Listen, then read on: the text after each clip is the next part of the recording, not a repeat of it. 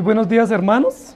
Abran sus Biblias por favor en Jeremías capítulo 38 y continuamos en esta mañana con la serie del profeta Jeremías. Estamos en una sección supremamente importante del libro de Jeremías. Terminamos la sección sobre el libro de la esperanza. ¿Recuerdan? 4 capítulos dedicados a la esperanza en el libro de Jeremías. Terminamos esa sección y ahora estamos en una sección que es una sección bien larga que habla de sufrimiento. Y es sobre el sufrimiento del profeta Jeremías. Es una sección terrible.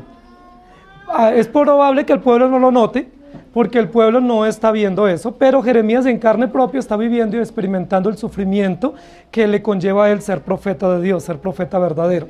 En el capítulo 34 vimos parte del sufrimiento, 35, 36, 37, Jeremías es puesto en la cárcel, luego sacado y le han dado unas condiciones un poco más favorables, pero continúa en la cárcel. No solamente por determinación de los príncipes, sino también porque el rey Sedequías ha facilitado el encarcelamiento del profeta Jeremías. Hoy nosotros vamos a ver otro episodio que es un episodio no menos duro del profeta Jeremías. Es un tratamiento que le van a dar a Jeremías, que es un tratamiento cruel, inhumano, un tratamiento difícil que no habíamos visto para ningún profeta en el Antiguo Testamento, ¿sí? Jeremías, siendo profeta, estando en la plaza pública, pregonando la palabra de Dios, siendo un profeta verdadero, es tratado de manera muy cruel, muy inhumana, y el pueblo se confabula y el rey, por supuesto, también. Jeremías capítulo 38. Vamos a analizar en esta mañana los primeros 13 versículos de este capítulo, pero yo quiero que me acompañen al versículo 4. Y dijeron los príncipes al rey: muera ahora este hombre, porque de esta manera hace desmayar las manos de los hombres de guerra que han quedado en esta ciudad, y las manos de todo el pueblo, hablándoles tales palabras, porque este hombre no busca la paz de este pueblo, sino el mal. Y justo yo quiero que nos detengamos en esa última frase del versículo, porque va a ser el texto guía para nosotros desarrollar el tema de hoy. Este hombre no busca la paz. Ese es el tema de hoy. Este hombre no busca la paz. ¿Por qué? Porque el pueblo de Israel estaba en busca de paz. Recuerden que uno de los saludos predilectos de los judíos desde la antigüedad era Shalom, la paz de Dios sea contigo, o el bienestar de Dios sea contigo.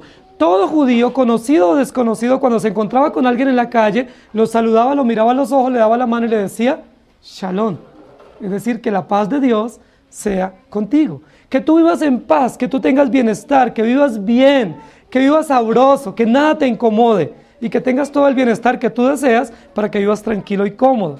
Esa es una característica importante de los judíos. ¿Cuál es el bien preciado de los judíos? La paz, la tranquilidad, el bienestar. Sin embargo, yo les pregunto, ¿el pueblo de Israel durante toda la historia de sus comienzos vivía en paz? ¿Cuál era uno de los aspectos que eran común denominador del pueblo de Israel? ¿La paz o la guerra?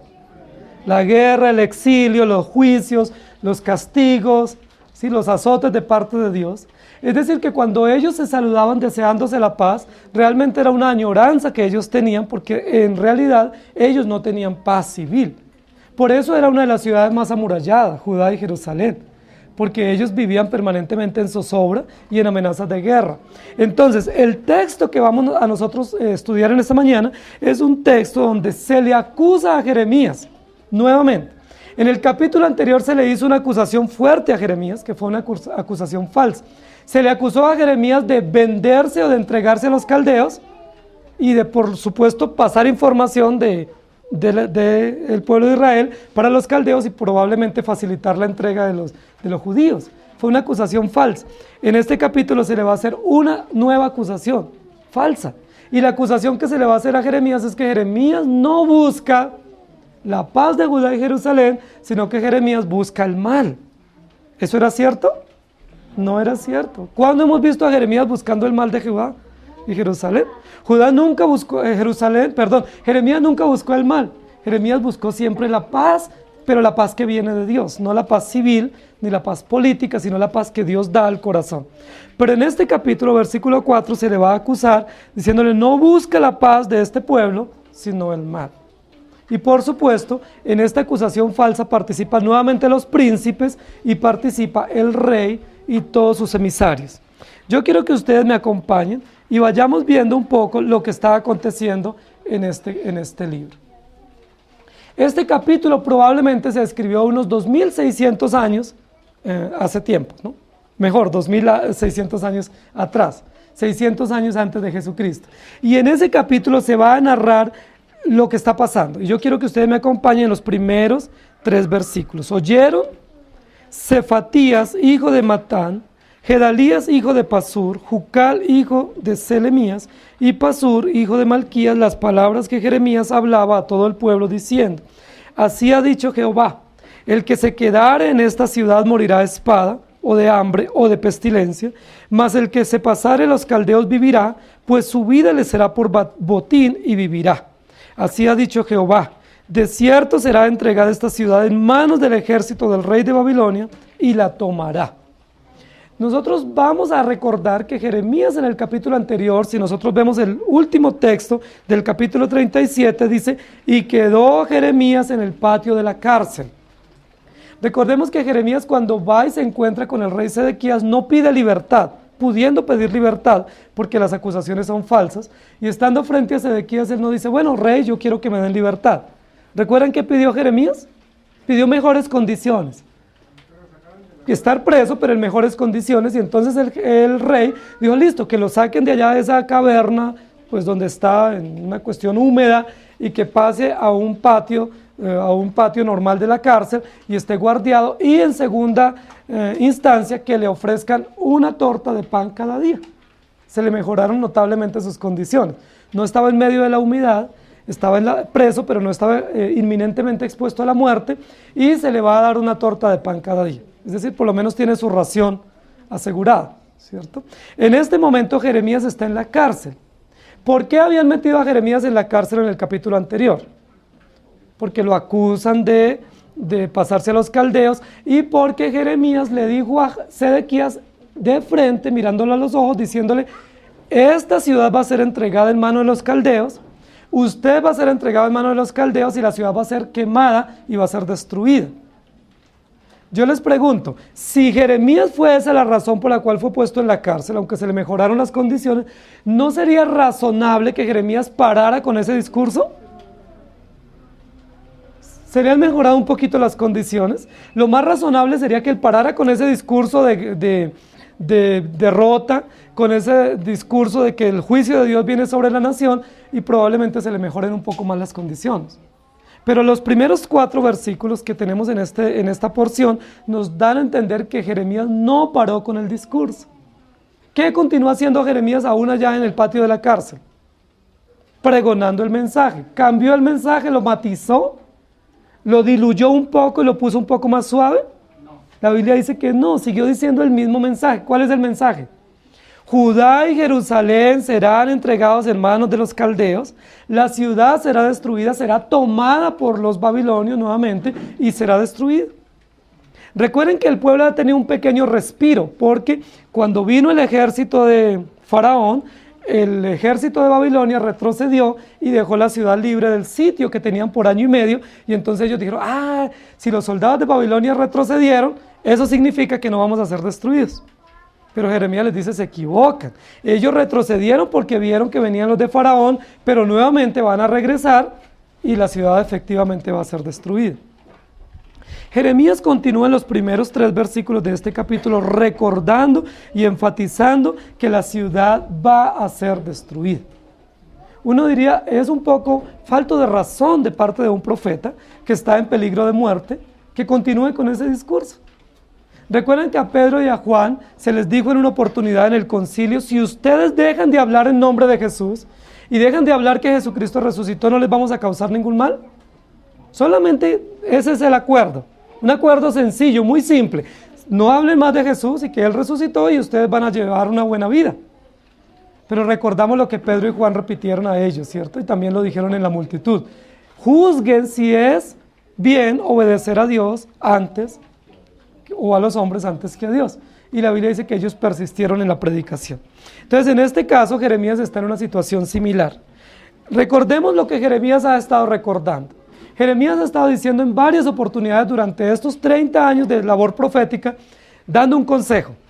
Y ese consejo no viene de él, es el consejo de parte de Dios. ¿Cuál es el consejo para que los judíos sobrevivan al sitio de Babilonia y de la invasión? Que se entreguen voluntariamente. Que voluntariamente depongan su interés de resistencia y que se entreguen a los caldeos. Que ellos voluntariamente y el rey juntamente diga, bueno, nosotros hemos caído en cuenta que no podemos resistirles a ustedes, nos vamos a entregar voluntariamente.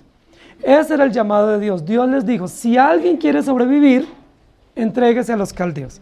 El que no quiera sobrevivir, espere la invasión. ¿Y cómo va a morir? Había 4 formas como iban a morir. Había para elegir, ¿cierto? Espada, hambre, muerte y pestilencia. De una de las 4 van a morir si no se entregan. Los judíos cuando escuchaban ese discurso de Jeremías, ¿qué pensaban? Absurdo, ¿cómo nos vamos a entregar si nosotros somos dignos? Tenemos dignidad, tenemos honor, somos un ejército preparado, somos un pueblo escogido por Dios, no nos vamos a entregar, vamos a hacer resistencia. Pero recuerden que Jeremías una y otra vez les dice, si ustedes hacen resistencia, ¿qué les va a venir? Muerte y destrucción, no solo de ustedes, sino de las ciudades, y no van a poder sobrevivir. En esta oportunidad Jeremías ya no está a las afueras predicando, o por Judá o por los caminos en las calles de Jerusalén. Jeremías está en el patio de la cárcel, que la cárcel quedaba al lado del palacio. ¿Recuerdan? Es decir, ese discurso que está dando Jeremías en los primeros 3 versículos de este capítulo, lo más probable es que lo escuche el mismo rey. O los príncipes, porque era en el palacio, era ahí a los alrededores. Recuerden que era en la casa de uno de los miembros del gobierno. No era una cárcel que estaba a las afueras de la ciudad, era una cárcel que estaba en el mismo patio del palacio. Entonces, si Jeremías levanta su voz para decirle posiblemente a los presos o a los guardias que la ciudad va a ser destruida y que lo único que les queda es rendirse, ¿quién es uno de los primeros que lo va a escuchar? El rey. ¿Y ustedes cómo creen que el rey y los principales van a tomar ese discurso de parte de Jeremías? Ya no es que escuchen que Jeremías lo dice, sino que ellos lo ven ahí mismo al lado de ellos diciendo ese discurso. Queridos hermanos, ese discurso para los judíos era un discurso derrotista, era un discurso fatal, era un discurso antipatriótico, ¿sí? ¿Cómo así que nos tenemos que rendir a un imperio y que vamos a ser llevados y nuestros símbolos van a ser destruidos? ¿Cómo así que el que no se entregue voluntariamente va a morir a espada, de hambre, de pestilencia? No puede ser, eso no puede ser. ¿Cuál era la base de la confianza de los judíos para no aceptar el discurso de Jeremías? Somos una nación escogida, tenemos un sistema sacerdotal, tenemos el rey de la dinastía de David, eso nunca nos va a pasar a nosotros. ¿Pero iba a pasar o no iba a pasar? Iba a pasar porque Jeremías era un profeta verdadero y porque realmente este no era un discurso de derrota, sino era un discurso de sobrevivencia que Dios estaba dando para su pueblo. Dios había dicho, yo los voy a proteger a un remanente, pero ese remanente va a ser protegido si se rinden voluntariamente. Si no se rinden o no son tomados cautivos en las cautividades previas, no van a poder mantenerse con vida. Vamos a ir nosotros a esa primera parte y luego pasamos a los versículos 4 al 6. Pero básicamente la primera razón por la cual ellos acusan de que Jeremías no es un hombre de paz es porque ellos dicen que Jeremías se mantiene fiel a Dios. Y el hecho de que Jeremías se mantenga fiel al mensaje divino hace que el pueblo lo vea como que él no es un hombre de paz. Porque lo más favorable sería hacer alianzas políticas. Y si hacían alianzas políticas con los países cercanos o con Egipto, lo más probable, según ellos consideran, es que van a sobrevivir. Unas buenas alianzas políticas, unas buenas estrategias diplomáticas les pueden llevar a sobrevivir. Pero Jeremías rotundamente dice, no, no hay sobrevivencia, hay destrucción, entréguense solamente. El pueblo ve este discurso de Jeremías como un discurso derrotista, como un discurso adverso a lo que ellos consideran y entonces van a tomar medidas. Versículos 4 al 6. Acompáñenme por favor. Y dijeron los príncipes al rey. ¿Cuáles príncipes? En el primer versículo se mencionan 4 de estos príncipes, ¿cierto? Cefatías, Gedalías, Selemías y Malquías. Eran 4 de los príncipes del rey, es decir, de los principales, de los del gobierno. Hoy en día los llamaríamos senadores probablemente, ¿cierto? Magistrados, de los hombres más importantes del gobierno que tienen injerencia política y de determinación, son los que se acercan y van al rey con una noticia. Y dijeron los príncipes al rey: muera ahora este hombre, porque de esta manera hace desmayar las manos de los hombres de guerra que han quedado en esta ciudad y las manos de todo el pueblo, hablándoles tales palabras, porque este hombre no busca la paz de este pueblo, sino el mal. Y dijo el rey Sedequías: he aquí que él está en vuestras manos, pues el rey nada puede hacer contra vosotros. Entonces tomaron ellos a Jeremías y lo hicieron echar en la cisterna de Malquías, hijo de Amelet, que estaba en el patio de la cárcel, y metieron a Jeremías con sogas, y en la cisterna no había agua sino cieno, y se hundió Jeremías en el cieno. Versículo 4. Es supremamente importante, y a mí me gusta mucho el juego de palabras que usa el profeta Jeremías en su discurso. Versículo 4. Y dijeron los príncipes al rey: muera ahora este hombre, porque de esta manera hace desmayar las manos de los hombres de guerra que han quedado en esta ciudad y las manos de todo el pueblo, hablándoles tales palabras, porque este hombre no busca la paz, sino el mal de la ciudad. ¿Qué escucharon los príncipes? Los príncipes escucharon el discurso de Jeremías. ¿Cuánto hacía que Jeremías estaba pregonando el mismo discurso? 30 años. 30 años lleva Jeremías dando el mismo discurso. ¿Lo habían escuchado durante 30 años? No. El discurso de Jeremías decía: si no se arrepienten, hay juicio y destrucción. Pero ellos saben que escuchaban solamente juicio y destrucción. La primera parte no la escuchaban. Es interesante que uno solo puede escuchar una parte de una información y no toda la información, ¿sí? Ellos decían: Jeremías está diciendo que hay juicio y destrucción para nuestra nación. No puede ser. Pero ellos no decían: Jeremías está diciendo que si no nos arrepentimos, como consecuencia, viene juicio y destrucción. En esta parte lo que hacen los príncipes es escuchar solamente una parte. ¿Qué es la parte que ellos escuchan? Que va a haber juicio y que tienen que rendirse porque la ciudad va a ser destruida. Eso es lo que ellos escuchan. Y estos príncipes inmediatamente, como es su función diplomática y política y como es la labor para la cual han sido puestos, fueron al rey. Ellos no se ponen a ir por las ramas. Ellos son príncipes, ¿sí? Son hombres del gobierno, son encargados de tomar decisiones y puestos para velar por el bienestar de la nación. Ellos inmediatamente van al rey, y van al rey con una sentencia. Versículo 4. Dijeron al rey: muera ahora este hombre. Recordemos que en el capítulo anterior a Jeremías también se le acusa sin un proceso debido. Y eso es importante y nosotros lo escuchamos permanentemente en las noticias cuando se habla del debido proceso. Es decir, de que se cumplan todas las especificaciones legales y jurídicas para poder sentenciar a una persona. No simplemente que se le acuse y que por una falsa acusación se le condene. Ustedes saben que eso es un delito. Cuando se acusa a una persona y se condena por una falsa acusación sin un proceso debido. Es decir, sin ser escuchado, sin tener testigos, sin haber los descargos, sin tener las pruebas.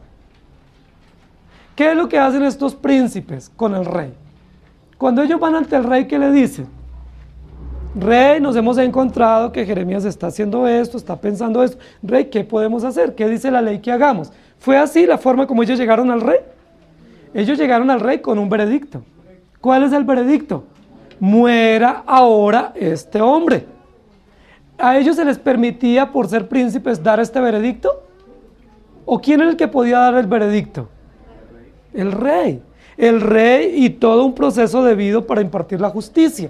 Sin embargo, ellos están actuando de manera injusta, de manera inhumana, de manera cruel contra este hombre de Dios. Porque ellos se atreven, previo a un juicio, u omitiendo el juicio, a dar una sentencia. ¿Cuál es la sentencia? Muera. Vamos a recordar un poco la ley judía. ¿En qué momento la ley judía, ustedes que la han estudiado, decía o dice que un hombre, por predicar algo que no estuviera de acuerdo para el rey, podía morir? ¿Lo decía? ¿Cuándo un hombre podía morir inmediatamente? En la ley judía.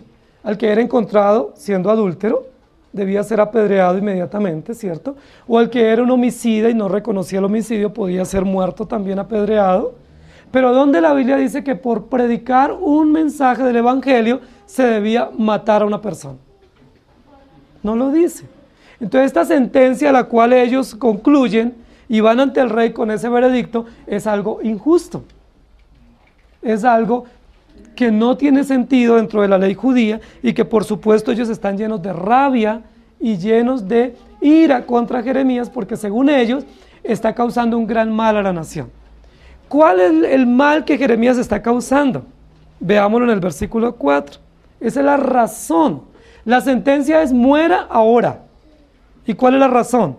Versículo 4. Porque de esta manera hace desmayar las manos de los hombres de guerra que han quedado en la ciudad y las manos de todo el pueblo. ¿Qué es lo que le preocupa a estos príncipes?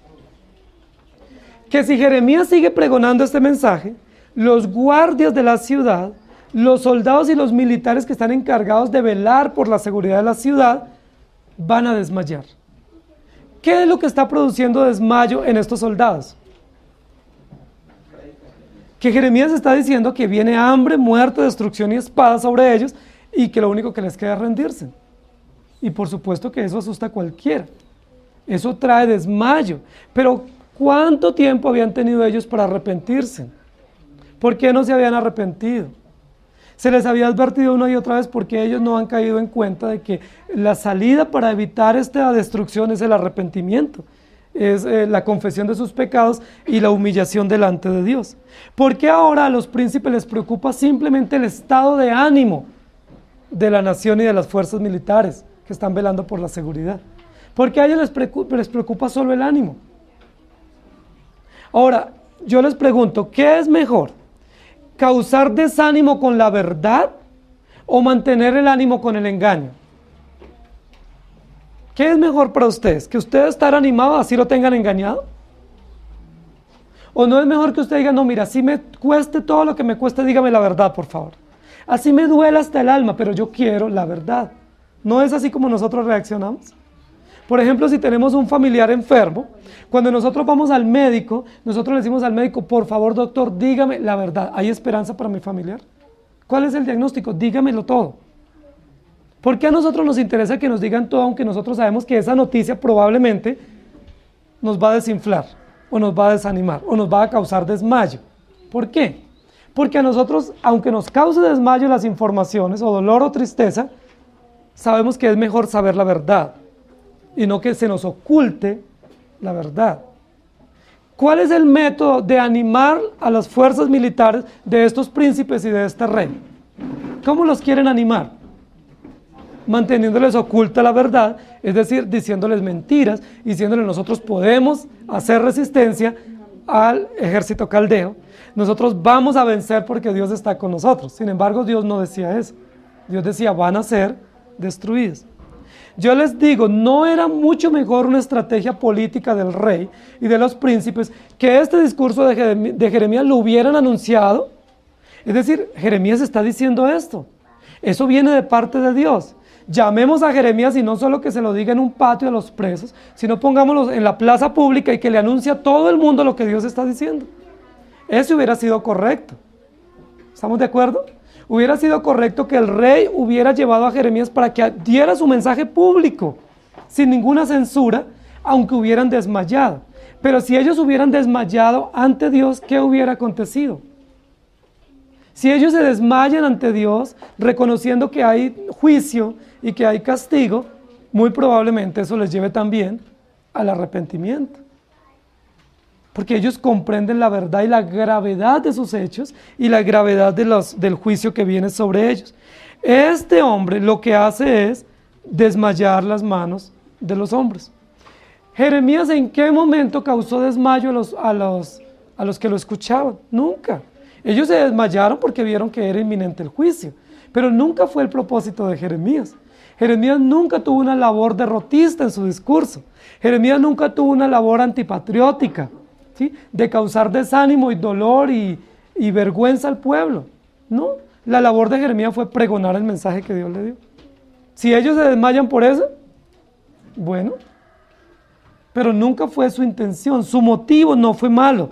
Sin embargo, ellos dicen, hay que matar a este hombre porque este hombre solo causa desmayo y no procura la paz, sino la guerra. Ahora, es importante esto, porque ¿cuál es el principal objetivo que ellos quieren conservar como nación? La paz.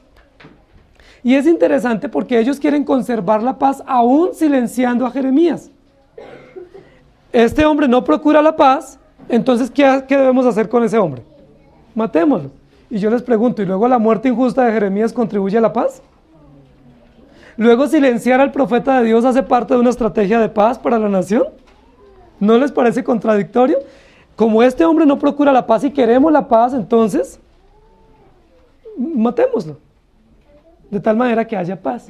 Miren lo interesante, ¿cierto? Es muy interesante esto, porque muchas veces nosotros pensamos que el que no está con nosotros está contra nosotros, y muchas veces pasa así en el Estado, ¿sí? En las relaciones políticas muchas veces pasa eso, que el que piensa diferente es enemigo y hay que acabarlo, ¿cierto? Silenciarlo, matarlo como sea, acribillarlo, y si lo matamos acá, lo más probable, esto es una inferencia mía, lo más probable es que como estamos en el patio del palacio, estamos resguardados por el palacio, con guardias del palacio, si le damos muerte aquí, ¿quién se va a dar cuenta? Nadie. Recuerden que anteriormente ya lo habían metido en una caverna y ¿quién lo supo? ¿Sí? Lo supo unos príncipes que Dios puso para favorecer a Jeremías. Ahora lo tienen en el palacio, en el patio de la cárcel, pero en el mismo palacio. ¿Quién se va a dar cuenta cuál es el tratamiento que le están dando?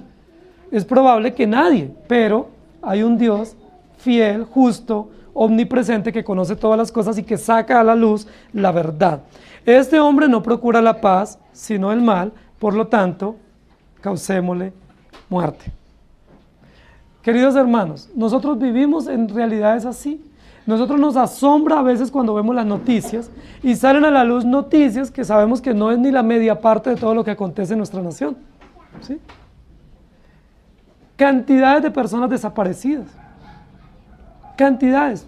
No sabemos quién los desaparece. Lo cierto es que se reportan como desaparecidos. Muchas de esas personas tardan años sus familiares buscándolas y no las encuentran. ¿Quién los desaparece? No sabemos. Pero son desaparecidos. ¿Por qué los desaparecen? ¿Por qué los silencian? Porque en muchos lugares se han encontrado fosas comunes, después de mucho tiempo, con muchos cadáveres. ¿Quiénes eran? No sabemos. ¿Quién los mató? No sabemos. Lo cierto es que en nuestro país vivimos muchas situaciones de guerra, de impunidad, de injusticia. El que piensa diferente es objetivo, ¿cierto? Porque él piensa diferente. Nosotros nos hemos dado cuenta que aquí en nuestro país, inclusive, el solo hecho de que un joven porte una camiseta de un equipo de fútbol diferente, ya lo constituye un objetivo. Solo ponerse una camiseta. Eso puede causar una ofensa terrible que puede llevar hasta la muerte injusta de ese joven. Solo portar una camiseta. Nosotros realmente no vivimos en un país justo. Vivimos en un país supremamente injusto, donde hay muchísima impunidad, donde hay muchísimos crímenes, donde se ocultan y se guardan y muchos medios participan de todo eso. Eso es lo que está proponiendo estos magistrados, en este caso con Jeremías. Este profeta es profeta de Dios, pero no nos gusta lo que dice. ¿Qué hacemos? Sencillo, matémoslo. Eso es sencillo, a sangre fría, ¿sí? Llevémoslo al rey, digámosle: rey, lo único que este hombre merece es que muera, y el rey nos va a decir que sí, probablemente lo matamos y listo, se solucionó el problema. Pero yo les pregunto, hermanos, ¿se solucionan los problemas de una iglesia, de una familia, de una nación matando a los oponentes o a los adversarios? ¿Se solucionan los problemas? En este país no se ha podido solucionar, ni en ningún país, porque la solución de paz viene solamente de parte de Dios. La paz la da solamente el Señor y no las personas. Y dijo el rey Sedequías. Respuesta del rey Sedequías. Recuerden, por favor, recapitulemos el capítulo anterior. El rey Sedequías en el capítulo anterior mandó a llamar a Jeremías en silencio en la noche, ¿cierto? Para no ser visto, para tener una indagatoria y enterarse qué era lo que estaba pasando y dar un proceso, una atención a Jeremías. En silencio. ¿Por qué Sedequías trajo en silencio a Jeremías al palacio por allá en la medianoche?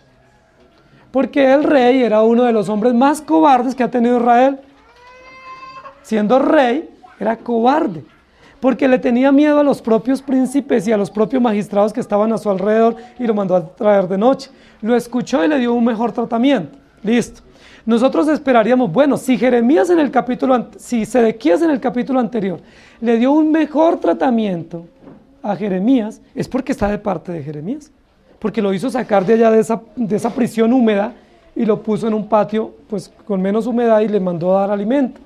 Pero vamos a ver qué responde en el versículo 5. ¿Qué esperaríamos nosotros que responda si los príncipes le dicen, este hombre debe morir inmediatamente? ¿Qué esperaríamos que responda el rey? No, señores, él es profeta de Dios. Recuerden que tanto Sedequías como Jeremías representaban la teocracia divina.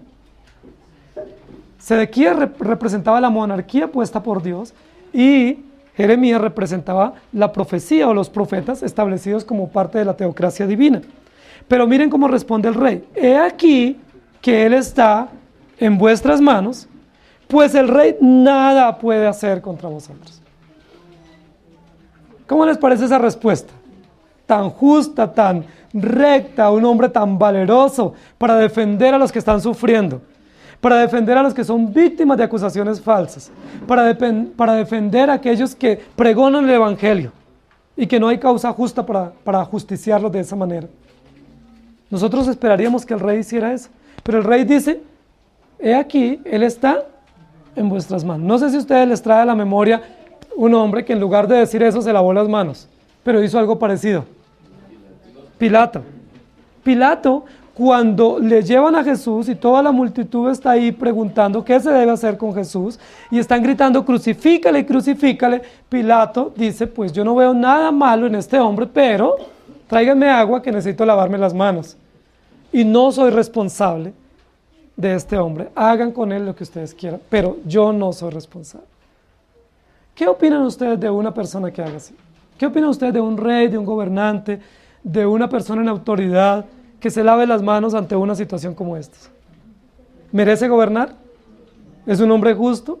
¿Es un hombre digno de gobernar, digno de defender a los débiles, a los necesitados?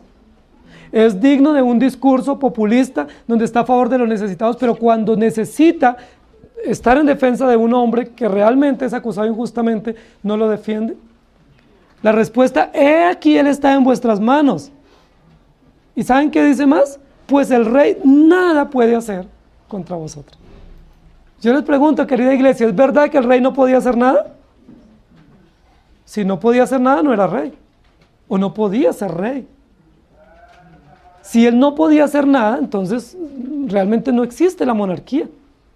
Pero él como rey, recuerde que el rey es plenipotenciario en su autoridad y en su gobierno, porque el rey o los reyes realmente ejercían monarquía, no democracias. Como rey él era un monarca y él podía decidir y lo que él dijera se iba a hacer. ¿Por qué el rey Sedequías, que viene de la familia de David, se lava las manos tan fácilmente, tan injustamente, tan olímpicamente frente a Jeremías y frente a toda una nación y frente a sus propios magistrados y dice, yo nada puedo hacer? ¿No les parece terrible eso? ¿Un poco patético ese cuadro? Uno esperaría que el rey dijera, bueno, listo, está bien, pero ¿cuáles son las acusaciones? Por lo menos eso. O bueno, tráiganlo ante mí y vamos a hacerle un juicio. O escuchemos a ver cuáles son las razones por las cuales se le va a justiciar. Pero el rey sencillamente dice, bueno, ¿ustedes lo quieren matar? No tengo nada que hacer. Eso es una complicidad terrible, ¿sí? La actitud de Sedequías realmente es una actitud cómplice. Es una actitud de un hombre cobarde, pusilánime, débil de carácter, que no es capaz de defender a este hombre, ni tampoco es capaz de ejercer su autoridad como rey. ¿Quiénes lo están manipulando en este momento? Sus magistrados, sus príncipes, los guardias, y él no tiene el valor para defender, ni defenderse. Paso seguido. Entonces tomaron ellos a Jeremías y lo hicieron echar en la cisterna de Malquías, hijo de Amelet, que estaba en el patio de la cárcel, y metieron a Jeremías con soga. Ni corto ni perezosos, inmediatamente tienen el aval del rey, con la anuencia real, proceden a concretar su plan criminal. ¿Cuál es su plan criminal? Matar a Jeremías. Vamos a callar a Jeremías. Nos ofende su palabra, nos ofende su discurso, su puesta en escena es terrible, no queremos escuchar eso, tampoco queremos arrepentirnos, matémoslo. Pero es supremamente interesante la sutileza de estos príncipes. Porque, ¿cómo hubiera sido más fácil matar a Jeremías? Pues con un arma, ¿cierto? A piedra, como mataban en ese momento a los que consideraban malhechores. Pero ellos toman una opción cobarde, vil, indigna, inhumana, para no solamente causarle muerte a Jeremías, sino también tortura. Es decir, no solo queremos ver a Jeremías muerto, lo queremos torturar. ¿Y cómo lo vamos a torturar? Tenemos una idea. Hay una cisterna vacía, no tiene agua, pero probablemente se había escapado el agua y tenía mucho lodo. Entonces, si echen a Jeremías en esa cisterna, Jeremías no va a pasar unos días allí. ¿Qué va a acontecer con Jeremías? La Biblia dice que a medida que él se movía, cada movimiento que él tenía dentro de la cisterna, ¿qué ocasionaba? Que se fuera hundiendo más. Es decir, era una muerte lenta, pero segura. Era una muerte bajo tortura, terrible. No habíamos visto eso, que un rey de la dinastía de David, de la descendencia donde vendría Jesús, tuviera un acto tan cruel, tan cobarde con un profeta de Dios. Nosotros habíamos visto que otros reyes habían sentenciado a los profetas, pero que lo hagan en el mismo palacio, en el patio del palacio, y que todos se confabulen para meter a Jeremías en esa cisterna vacía, pero llena de lodo. Efectivamente, lo único que están buscando es matar a Jeremías. Porque eso es lo que ellos dicen en el versículo 4. Muera ahora, pero muera torturado. Queridos hermanos, la tortura es una situación terrible. Es una situación de venganza máxima que nosotros vemos también en nuestro país a través de los medios de comunicación. Hay muchas personas o grupos o entidades que no se conforman con dar muerte a una persona, sino que previamente a su muerte lo torturan. Y eso es una situación terrible. Recuerden que igual aconteció con Jesucristo. Jesucristo, antes de dársele muerte, fue torturado. La Biblia dice que fue torturado con látigos, ¿cierto? Que fue torturado arrancándole la barba, que fue torturado dándole vinagre en lugar de agua, arrancándole el cabello. O sea, la tortura que le causaron a Jesús fue monumental. No solamente nos conformamos con matarlo, quedamos más satisfechos si lo torturamos. Y es lo que van a hacer con Jeremías. Estos hombres están haciendo eso. Ahora uno dice, bueno, debe ser unos hombres terriblemente malos. ¿Quiénes son? ¿Sabe quiénes eran? Los príncipes. Eran los príncipes del palacio. Eran los hombres encargados de impartir justicia. Eran los hombres encargados de hacer bien a las personas que estaban bajo necesidad. Eran los encargados de hacer justicia a los débiles. ¿En manos de quién estaba ese pueblo? Si esos eran los príncipes, ¿bajo qué garantía uno podía ir a pedir auxilio a un príncipe de esos si esto era lo que estaban haciendo con el mismo profeta de Dios? ¿No les parece increíble? Versículo 6. Entonces lo echaron a una cisterna. ¿Ustedes recuerdan a qué otro hombre del Antiguo Testamento echaron a una cisterna para darle muerte? A José. Una historia muy conocida por nosotros. Solo con una pequeña diferencia en el caso de José. Y era que la cisterna no tenía lodo. Estaba vacía, pero no tenía lodo. ¿Recuerdan que cuando ellos programan la muerte de José y todos estaban diciendo, lo vamos a silenciar, lo eliminamos y nos lo quitamos porque nos es muy ofensivo? Hubo alguien que tuvo una idea mejor y dijo, ¿y para qué lo matamos? ¿Por qué mejor no lo vendemos? Siempre debe haber un negociante, ¿cierto? Siempre hay uno bueno para los números, que dice, mejor tengamos una utilidad. Si lo vendemos, igual se va de nuestro lado, no lo volvemos a ver, pero tenemos dinero. Y por esa razón lo echaron a la cisterna, a José, ¿cierto? Para esperar quién venía y lo compraba, y efectivamente eso aconteció. Sin embargo, en el caso de Jeremías no hay ninguna intención económica. La intención únicamente es, vamos a silenciar a Jeremías metiéndolo en una cisterna. La Biblia nos da detalles extraordinarios, y los detalles no son casuales en la Escritura.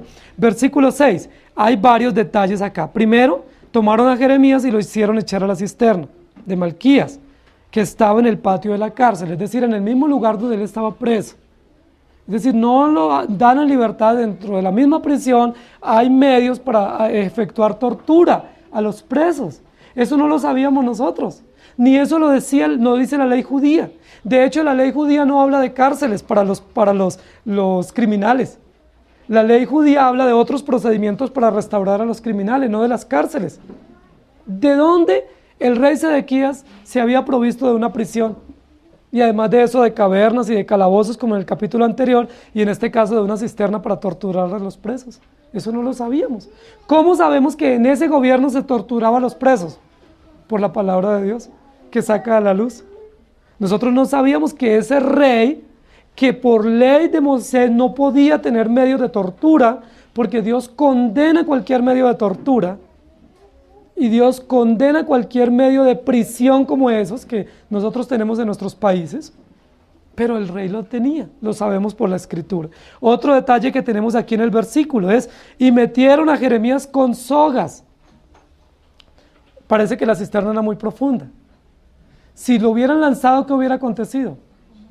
Se hubiera muerto. Ellos lo quieren matar. Ellos quieren eso. No les preocupa si él muere en el golpe. Pero ellos se deleitan mucho más si Jeremías pasa por un buen periodo de tortura y si muere lentamente. Entonces, bajémoslo con cuidado con sogas para que no muera, sino que sufra la tortura. ¿Sí? Es fríamente calculado el procedimiento. Pero la Biblia nos da un detalle, porque Dios es perfecto en todo.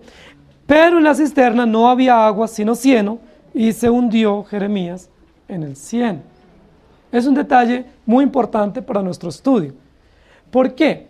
Porque mientras ellos están previendo y meditando, lo vamos a echar allá y va a morir lentamente torturado y nadie se va a dar cuenta. ¿Cuál es el plan de Dios? Que Jeremías no muera porque va a ser salvo de esta cisterna.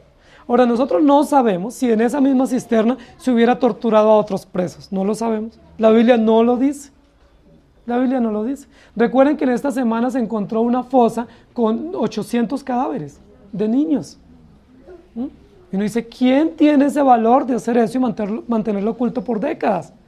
Pero las noticias ya lo sacaron a la luz.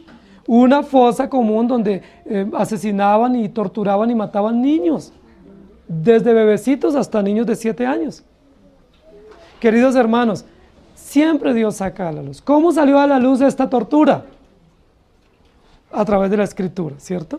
Dios saca a la luz. Y vamos a ir a otros textos, versículo 7 en adelante. Porque cualquiera de nosotros diríamos, ¡ay, qué tristeza! ¡Qué lástima! ¡Pobrecito! ¡Qué terrible el sufrimiento! Y Jeremías murió y nos quedamos sin profeta.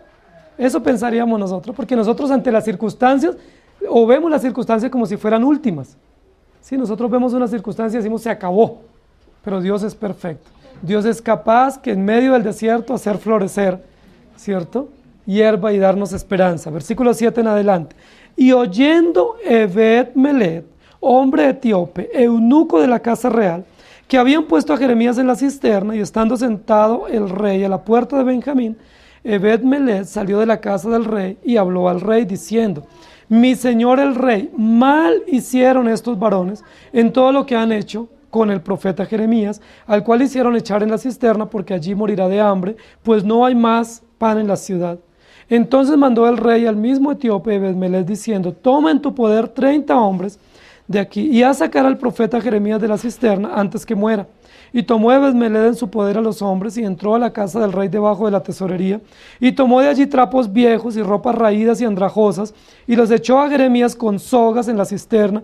Y dijo el etíope Ebed-Melech a Jeremías, pon ahora esos trapos viejos y ropas raídas y andrajosas bajo los sobacos debajo de las sogas. Y lo hizo así Jeremías. De este modo sacaron a Jeremías con sogas y lo subieron de la cisterna y quedó Jeremías en el patio de la cárcel. Esa tercera parte nos muestra todo el plan de Dios providencial para salvar la vida de Jeremías.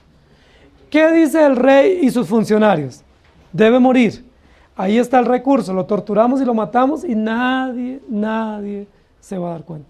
Incluso Jeremías iba a morir sepultado en el cieno, en esa cisterna vacía, y nadie lo iba a saber. Pero Dios es perfecto, queridos hermanos, y ahí vemos la fidelidad de Dios, ¿sí? Este hombre no procura la paz, dicen ellos. pero ellos piensan procurar la paz por medios ilícitos, criminales, pero Dios saca a este hombre de la prisión. Oyendo Ebed-Melech, hombre etíope. La Biblia, cuando nos menciona a este hombre, pareciera darnos a entender que todos sabemos quién es Ebed-Melech. Pero, ¿ustedes saben quién es Ebed-Melech? ¿Alguien sabía quién era Ebed-Melech? Nadie sabía. La Biblia dice que era un hombre etíope, es decir, era extranjero, era un hombre de raza negra, era un hombre eunuco y era un servicial o un obrero de la casa real. Es decir, es un hombre que no tiene ningún tipo de autoridad en el palacio. Es simplemente un trabajador, un criado, ¿sí? Probablemente influyente, pero era un criado, era un esclavo, porque además de ser criado, era un esclavo extranjero. Recuerden que los reyes, entre más poderosos eran, más esclavos tenían, o más serviciales tenían, criados. Y ellos en ese caso tenían este esclavo o este servicial, que era un servicial extranjero, etíope, eunuco. Es decir, no tenía familia, no tenía esposa ni tenía hijos, él estaba dedicado por entero a sus labores dentro del palacio, como servicial. La Biblia dice lo siguiente: Ebed-Melech escuchó y vio lo que se hizo. A mí me parece eso tan interesante, queridos hermanos, porque ¿qué pensó el rey y los funcionarios? Nadie lo va a ver, solo nosotros aquí lo hablamos, lo cuadramos, nadie lo vio y eso se ocultó. Pero Dios es perfecto. ¿A quién puso para que viera? A un trabajador que estaba pasando por ahí haciendo sus labores domésticas, que de paso se dio por ahí su pasadita y vio lo que estaban haciendo y posiblemente se asomó y dijo: ¿qué es lo que estoy viendo? Están echando a Jeremías a la cisterna, eso no es justo. Ebed-Melech, que ve este acontecimiento y que no participa de este acontecimiento, y siendo extranjero sabe que es un acontecimiento injusto, un episodio injusto, toma cartas en el asunto. Ahora, ¿quiénes eran los que debían tomar cartas en el asunto para liberar a Jeremías? El rey, pero es el rey el que lo ha llevado allá, entonces no lo va a sacar. O los principales, pero son los principales los que se han confabulado, entonces no lo van a sacar. ¿Habrá alguien que pueda socorrer a Jeremías en esta situación? ¿Habrá alguien que pueda auxiliarlo? Si el rey y todos los principales están de acuerdo con esta tortura, humanamente no hay ninguno, diríamos nosotros, pero Dios es perfecto. Y Dios tiene provisión. Dios se había provisto, ni más ni menos que de un esclavo negro, de un esclavo etíope, de un esclavo extranjero, de un esclavo eunuco, con todas las imperfecciones y las limitaciones para él poder tener injerencia en este caso político. ¿Cómo él va a poder tener injerencia? Si es un portero, o es un barrendero, o es un simplemente obrero, camarero, ¿cómo va a poder llegar ante el rey a increpar al rey y decirle que está bien o que está mal? Pero Dios le dio valor a este hombre. ¿Quién debía ser valeroso en este capítulo? El rey debía ser valeroso. ¿Pero cómo era el rey? Cobarde. ¿Quién debía ser cobarde en este capítulo? Pues Ebed-Melech, porque era un simplemente funcionario. Él pudiera haber dicho: si eso le están haciendo al profeta, si yo me porto mal me pueden hacer lo mismo. Yo no sabía que existía esa cisterna para torturar a los que se portan mal. El rey es terrible y yo soy un trabajador, me puede hacer lo mismo. Sin embargo, no actuó así Ebed-Melech. La Biblia dice que Ebed-Melech, versículo 7, fue y estando sentado el rey a la puerta de Benjamín, salió y habló al rey y le dijo: mi señor el rey, mal hicieron estos varones en todo lo que han hecho. ¿Cómo actúa Ebed-Melech? Con valor, con decisión, con determinación, con firmeza. Yo les pregunto, ¿era labor de Ebed-Melech hacer eso? No, eso no era tarea de Ebed-Melech. Ebed-Melech no fue contratado para hacer eso, para causas sociales, ni causas de injusticia, ni para juzgar al rey si estaba obrando bien o mal. Esa no era la tarea de Ebed-Melech. Sin embargo, Dios había enseñado a su pueblo y nos enseña a nosotros a defender al huérfano, a la viuda, al pobre, al extranjero y al débil. Y Ebed-Melech, siendo extranjero, está a favor de la causa del débil y del necesitado. Dice la Biblia que el rey estaba sentado a la puerta del rey. ¿Tenía remordimiento de conciencia el rey por lo que había hecho con el profeta? Estaba tranquilo, a la puerta de la ciudad, No sabemos qué hacía, pero lo más probable era que el rey estaba impartiendo justicia. Los reyes en esa época, además de ser reyes, eran jueces. Y por ser jueces tenían que impartir justicia. Y el lugar donde ellos impartían justicia era a la puerta de la ciudad. Ellos se sentaban a la puerta de la ciudad y todas las personas que tenían necesidades de ser atendidas en casos de justicia iban y se los comentaban al rey y el rey tomaba partido y daba el veredicto en esos casos. Entonces, el rey ha cometido una gran injusticia con el profeta Jeremías. ¿Estamos de acuerdo? Pero ¿dónde está ahora el rey? A la puerta de la ciudad, impartiendo justicia para los necesitados. ¿Tiene capacidad el rey para impartir justicia siendo injusto? ¿Teniendo en el pozo un hombre para morirse? Sin embargo, lo está haciendo. Pero este hombre, Ebed-Melech, que no ha sido contratado para defender causas justas, tiene mucha más sensibilidad y compasión y va ante el rey. Va a la puerta de la ciudad. ¿Por qué Ebed-Melech no espera que el rey llegue al palacio? ¿No ve que él trabajaba en el palacio? ¿No es más fácil esperar que llegue al palacio si ahí se veían todos los días? ¿Por qué no lo hace? ¿Por qué prefiere ir a la puerta de la ciudad donde está el rey sentado? Porque justo allá donde el rey está en su oficio de juez. En la casa está como rey, pero allá es donde está impartiendo justicia. Entonces yo voy a ir a contarle este caso y espero que como él está en su labor de justicia, me defienda. O tome partidos tome cartas en el asunto para defender al necesitado. Ebed-Melech es un hombre supremamente inteligente, valeroso y sabio. Deja sus labores domésticas para la cual fue contratado y toma una causa social en favor del profeta Jeremías. ¿Quién le había dicho que lo hiciera? Dios está obrando en el corazón de manera providencial para proteger al profeta. Y habló al rey. Ahora, ¿cómo se dirige este hombre, extranjero, esclavo, eunuco, servicial del rey? ¿Cómo se dirige al rey? Mi señor el rey, mal hicieron estos hombres en todo lo que han hecho. Es decir, es un hombre valiente. Él no se va por las ramas, va directo y le dice, han obrado mal. Y casi que nos parece a nosotros ver a este varón diciéndole, rey, con su anuencia, con su permiso, con su respaldo, estos hombres han obrado mal. Es decir, oh rey, usted está obrando mal. Porque eso no ha sucedido a las espaldas del rey. Ha sucedido de frente en el palacio, en una reunión privada que tuvieron. Mal hicieron estos hombres en todo lo que han hecho contra el profeta Jeremías al echarlo en la cisterna porque este hombre va a morir. Miren, queridos hermanos, Ebed-Melech está preocupado porque Jeremías va a morir. Pero todo un sistema está tranquilo. Más bien están procurando la muerte. ¿No les parecen las contradicciones que nosotros vemos en el texto bíblico? Ahora, ¿qué le conviene a la nación en términos políticos? Que Jeremías muera. Porque se quitan esa voz incisiva, ¿sí? Ofensiva, reticente, diciendo lo mismo y lo mismo, de juicio y destrucción. ¿Pero qué le conviene al pueblo de Dios? ¿Que Jeremías muera? ¿O que la voz de Dios se preserve y se siga anunciando el evangelio? Nos conviene que haya libertad para los cristianos, que se pregone el evangelio. Nos conviene que las causas morales sean las bíblicas y que hayan causas justas. Este hombre va y denuncia este acontecimiento. Es interesante lo que va a decir el rey en el versículo 10. Entonces mandó el rey al mismo etíope, diciendo, toma en tu poder 30 hombres y hagan sacar a Jeremías de la cisterna.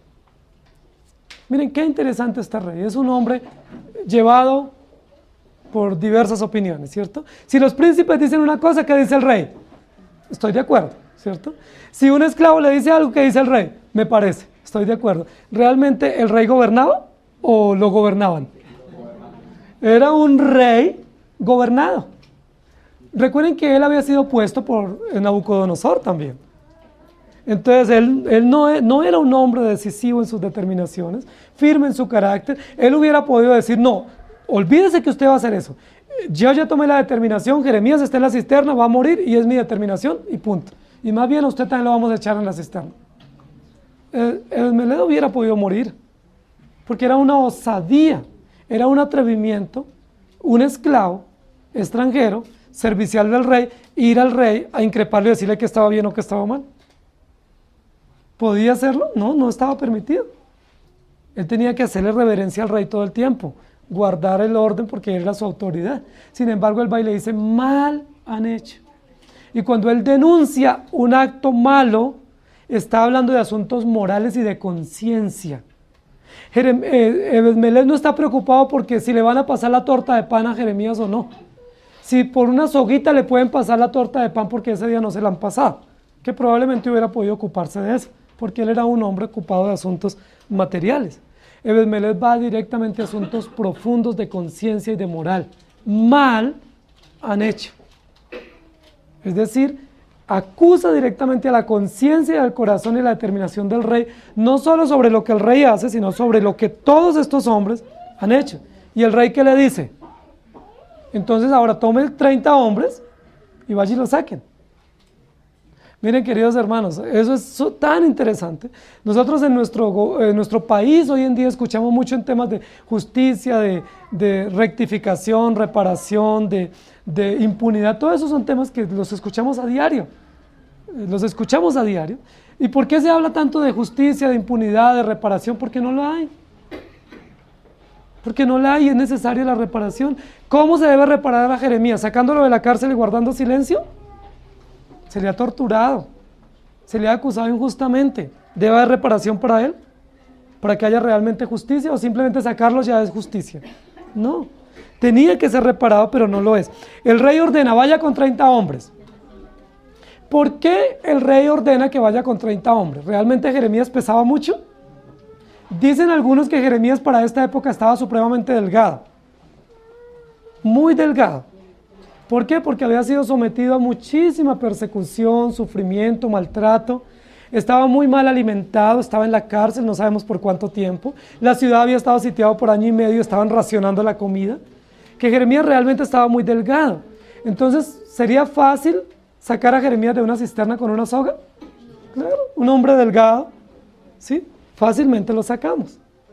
Esas cisternas además tienen mecanismo para sacar o para usar sogas, porque son usadas para sacar agua.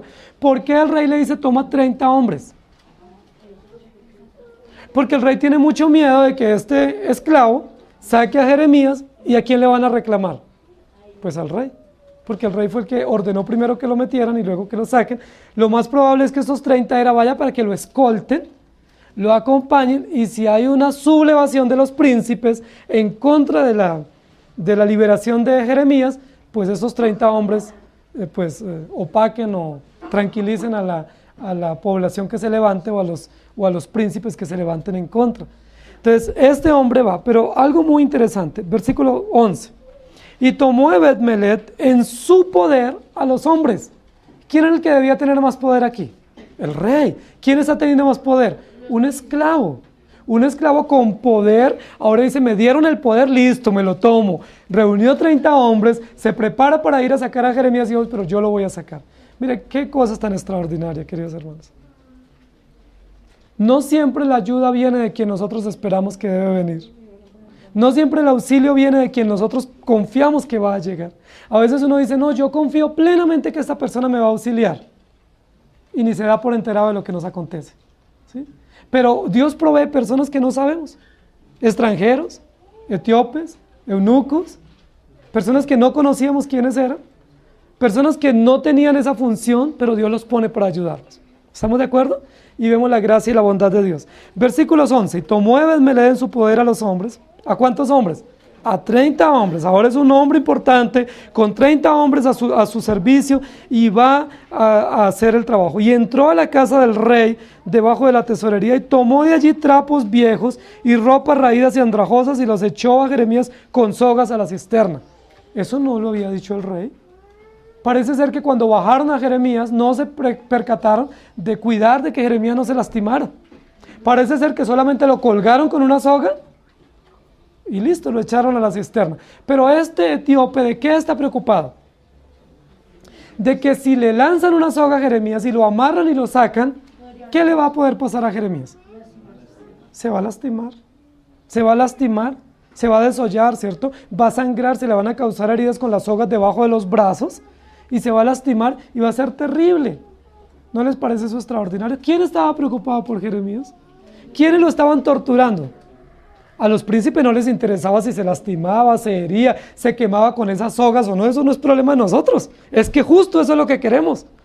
Torturarlo para que él recapacite respecto a su mensaje.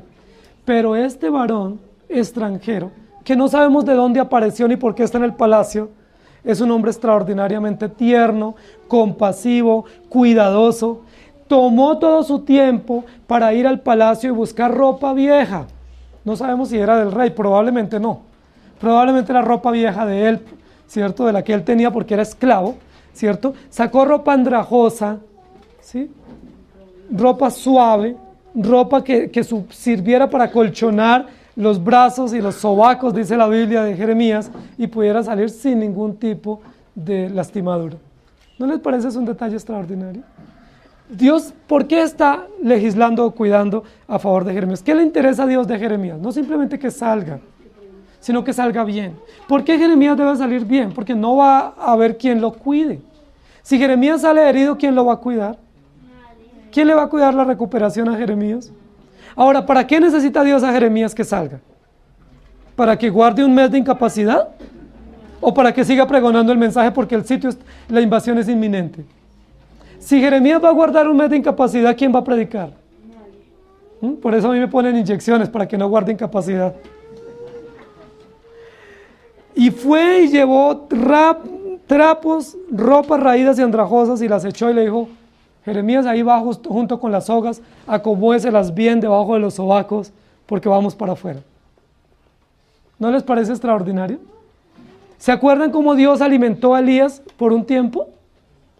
A través de los animales más limpios y más especiales que había en el momento. A través de los cuervos. Que nunca nadie pensó que iba a llegar alimento, Dios lo alimentó. A través de unos cuervos sucios, ¿sí? Que ninguno de nosotros deseamos tener en la casa ni comer, pero Dios lo alimentó y lo sostuvo, ¿sí? ¿Cómo Dios va a sacar ahora a Jeremías? A través de un hombre extranjero proveyéndole todas las condiciones. Queridos hermanos, ¿se acuerdan cómo Dios mató a varios filisteos? Con la quijada de un asno. Dios se vale de lo que Él quiera valerse porque Él es soberano, Él es perfecto. El instrumento es lo de menos, Dios es fiel, Dios es perfecto. Dios quiso usar ropas raídas y una soga, está bien, eso fue lo que Él quiso usar y lo sacó, lo liberó. Con Elías quiso usar un cuervo para llevarle alimento, lo hizo. En el caso de Sansón y de Gedeón usó un hueso de una mandíbula de un asno para liberarlo, lo hizo. Dios no está maniatado para proveer personas y proveer instrumentos y circunstancias para liberar a sus hijos y cumplir su propósito perfecto. Vamos a continuar en el texto. Y dijo el etíope, Ebed-Meled a Jeremías, pon ahora estos trapos viejos y ropas raídas y andrajosas bajo los sobacos, debajo de las sogas, y lo hizo así Jeremías. De este modo sacaron a Jeremías con sogas y lo subieron de la cisterna y quedó Jeremías en el patio de la cárcel. Extraordinario. Si ustedes miran la última línea de este párrafo y la última línea del capítulo anterior es exactamente igual. Y quedó Jeremías en el patio de la cárcel. No ha sido liberado. El rey sigue manteniéndolo bajo prisión con una causa injusta, pero por lo menos ya no está bajo tortura ni bajo riesgo inminente de muerte y puede predicar el mensaje que Dios le ha dado. Dios proveyó a Ebed-Meled. Y yo quiero que nosotros recapacitemos en eso. ¿Cuál es la provisión que Dios nos ha dado para nuestra salvación? Jesucristo. Pero ¿cuál es la provisión que Dios nos ha dado para nosotros poder vivir la vida? Todos nosotros pasamos situaciones difíciles. Es probable que algunos de nosotros estemos aún en una cisterna, literalmente, a punto de morir, ¿cierto? Hundiéndonos en el cieno, hundiéndonos en el barro, hundiéndonos en la pudrición de las situaciones. Es muy probable. La pregunta es, ¿Dios nos va a dejar hundir ahí? ¿Nos va a dejar morir? ¿O Dios nos va a sacar? ¿Cómo nos va a sacar? No sabemos. En este caso Dios usó un etíope. En el caso nuestro Dios va a usar lo que Él quiera para sacarnos, ¿sí? Porque Dios es fiel. Ebed-Meled no solamente se asomó a la orilla de la cisterna y dijo, ay, pobrecito Jeremías, me da tanta lástima verlo ahí. Triste, ¿no? Va a morir. Y yo creo que es injusto lo que están haciendo. Eso hubiera podido hacer Ebed-Meled como en el caso del buen samaritano, el sacerdote y el levita. ¿Recuerdan que pasaron y solamente siguieron sin inmutarse? ¿Qué hizo Ebed-Meled? Tomó cartas en el asunto. No es justo, voy a dejar mi trabajo, voy a ir a las afueras de la ciudad, hablo con el rey, voy a buscar 30 hombres que me acompañen, voy a buscar trapos, ropas viejas, voy a buscar una soga y lo vamos a sacar. O sea, no descanso hasta que no lo saque. ¿Se acuerdan que eso hizo el samaritano en el caso del hombre que fue atacado en el camino por los ladrones? Dice la Biblia que también lo tomó el tiempo, lo curó, lo subió a la cabalgadura, lo llevó a la ciudad, pagó lo que correspondía y luego dice, yo voy a volver y si falta algo, lo pagaré. Este no es un buen samaritano, ¿cierto? Como en la parábola, este es un buen etíope. El buen etíope, no se esperaría de un etíope eso, porque eran extranjeros. ¿De quién se esperaría que obrara con misericordia? De los judíos. ¿De quién se esperaría que obremos con misericordia entre nosotros? De los cristianos. Si yo estoy en el pozo cenagoso, ¿de quién espero misericordia? De un cristiano. Yo les pregunto, ¿siempre llega la misericordia de parte de los cristianos? ¿O la compasión? A veces, ¿qué recibimos de los cristianos? A veces más tortura, ¿cierto? A veces más abandono. Pero Dios es fiel. Y sea de quien llegue la provisión, llega. Porque Dios es fiel. Si no llega de un cristiano, va a llegar de un extranjero. Va a llegar de un etíope, va a llegar de un samaritano ocasional que aparece como de la nada para auxiliarnos, para levantarnos y para tratarnos con cariño. Es tan importante el cariño y la ternura en el trato, en este caso de la enfermedad, en este caso de la muerte, del peligro. Jeremías fue tratado con misericordia. Si Jeremías lo hubieran tratado mal, se hubiera incapacitado más para seguir pregonando y él tenía que estar bien. Queridos hermanos, este hombre no busca la paz, lo vamos a matar, pero esa muerte genera más guerra. No nos debe preocupar a nosotros realmente el tema de la paz civil como aspecto fundamental. A nosotros nos debe preocupar la paz que Dios da. La Biblia dice la paz que Dios da sobrepasa todo entendimiento. Nosotros podemos tener paz relativa a nivel civil, pero si no tenemos la paz que da Dios al corazón, no hay paz. Y la Biblia dice, cuando digan paz y seguridad, vendrá destrucción repentina. Este hombre no busca la paz, matémoslo. ¿Qué dijo Dios? Este hombre, yo lo defiendo. Y lo defendió. Queridos hermanos, la gente puede causar todas las sentencias, las acusaciones, las injusticias contra nosotros. Pero si Dios es con nosotros, ¿quién contra nosotros? Dios nos defiende. Yo no sé si ustedes han podido ver buenos samaritanos a favor de ustedes o buenos etíopes defendiéndoles. ¿Han visto en su vida? Etíopes que Dios ha puesto para defenderlos, acompañarlos, auxiliarles, respaldarles, gracias a Dios. Que aunque lleguen con trapos viejos y raídos, probablemente producto de la indigencia, o de la soledad, o de la miseria, o de la diferencia de clases, son puestos por Dios para auxiliarnos. Este hombre representa a lo insignificante. Recuerden que Dios en una oportunidad, Jesús en una oportunidad alimentó a una multitud con 5 panes de cebada y 2 pececillos.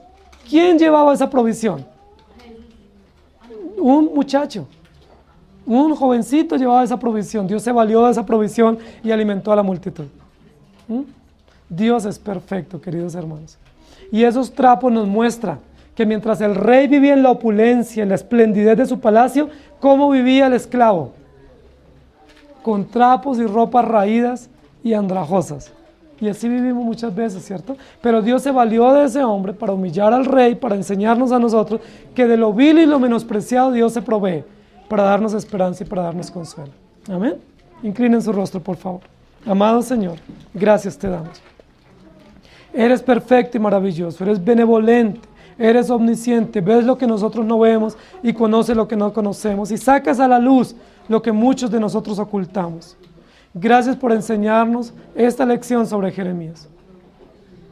Gracias por enseñarnos que Jeremías está siendo torturado, acusado injustamente, puesto en prisión de manera injusta, pero no hay ni una palabra de reclamo de parte de Jeremías para ti, ni para el rey. Gracias por enseñarnos a través de Jeremías a confiar en ti. Jeremías es un ejemplo extraordinario de un hombre confiado en ti. Probablemente Jeremías tú le traes a su mente en este momento el texto que le diste en su llamado. Pelearán contra ti, pero no te vencerán, porque contigo estoy para defenderte. Te harán daño, pero no te causarán la muerte, porque yo te he puesto como muro fortificado, como ciudad amurallada, como columna de hierro. Gracias, Señor, porque muchos son los que pelean contra nosotros. Pero gracias porque tú defiendes a tu pueblo. Gracias porque son muchos los que se levantan contra nosotros y quieren silenciarnos. Y gracias porque cuando predicamos juicio y predicamos castigo y reprensión, el pueblo se opone y se incomoda. Señor, pero gracias porque tú defiendes a tu pueblo. Gracias porque tú, aún en medio del lodo cenagoso, de la tortura y de la soledad y de la miseria, nos levantas, Señor, porque tú eres fiel y porque eres especial. Gracias por este varón Ebed-Melet que no conocíamos, pero que la historia bíblica lo registra y lo podemos recordar hoy después de 2600 años. Un hombre puesto por ti, no a favor de los poderosos, sino a favor del débil y del menesteroso. No a favor del imperio, sino a favor del necesitado para traerle esperanza, para traerle seguridad. No en favor de una nación, sino en favor de un individuo que sufre. Con una acción profundamente sencilla, como es una soga y unos trapos viejos para sacarle. Pero Señor, esa pequeña acción marcó la diferencia en la vida de Jeremías y en la vida de la nación y también en la vida nuestra. Muchísimas gracias te damos. Te adoramos, Señor, y te bendecimos. Ayúdanos a entender tu propósito, a saber que tú eres fiel, que tus recursos son ilimitados y que tú tomas instrumentos y cosas que nosotros no valoramos y personas que no valoramos para cumplir tu propósito fiel. Gracias te damos en Cristo Jesús. Amén. El Señor les bendiga, hermanos.